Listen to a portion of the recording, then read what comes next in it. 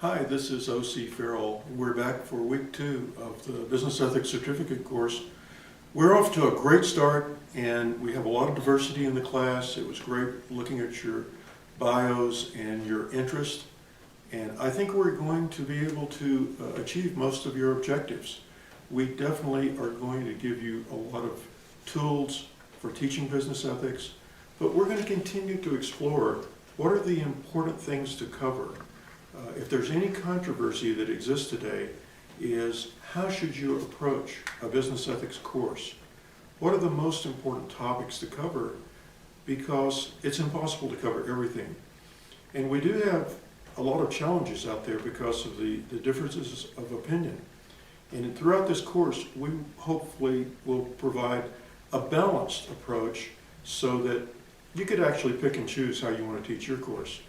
But you know, this week we're looking at Enron and Ken Lay, and I know all of you read the article where Linda and I interviewed Ken Lay, probably the last interview he did. But we're talking a lot about corporate governance, and we think that Enron might have had a corporate governance failure at the very top. And today we have a corporate governance expert with us. We have Terry Clark. He's a professor at Southern Illinois University in Carbondale, and he's been on the faculties at Notre Dame and Emory University. And so Terry, thank you for joining us for the second week. And we have an important question for you. And we're covering this area of corporate governance, and I'm not sure everyone covers corporate governance when they are doing a business ethics course. So why should we be interested in corporate governance?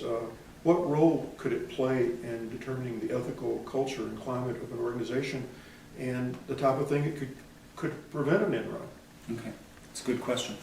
Corporate governance is at the epicenter of discussions on what corporations are, what they should be in their role in society today. This is not just a question for business, but it's a question for society at large, because our lives are affected so very much by corporations outside of our business lives, in our private lives. And we've seen since Enron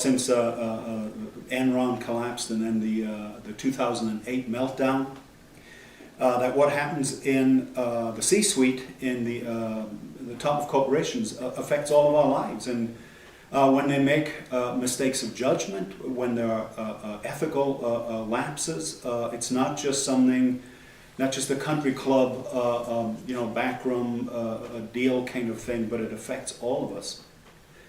I don't think it's any exaggeration to say that corporate governance is by far the most important business topic today. It's bigger than anything else because it directs and guides and points everything else in a direction. And so the question, how does ethics play into that? Well, if at the very start of the race, when corporations begin their thinking about what they're going to do, how they're going to organize themselves, how they're going to remunerate top management, and so on and so forth, ethics at that point is, you get it wrong there, and you extrapolate out, and you get it very wrong further out. So fundamentally, ethics belongs right there at the beginning in our thoughts about corporate governance. Terry, that was very insightful, but just real quickly, do you believe that if you're teaching a business ethics course, that some portion of it should really drill into the corporate governance area? Oh, absolutely. And for a number of reasons. I think, first of all, the folks who are taking your course may one day wind up in the C-suite, and they need the equipment, the ethical vocabulary to understand the task before them. And two, because when they enter the C-suite, they're probably going to encounter other people who are not equipped to think ethically about those fundamental and very important decisions. Hey, thank you, Terry. We Thanks really very appreciate much. you being with us today.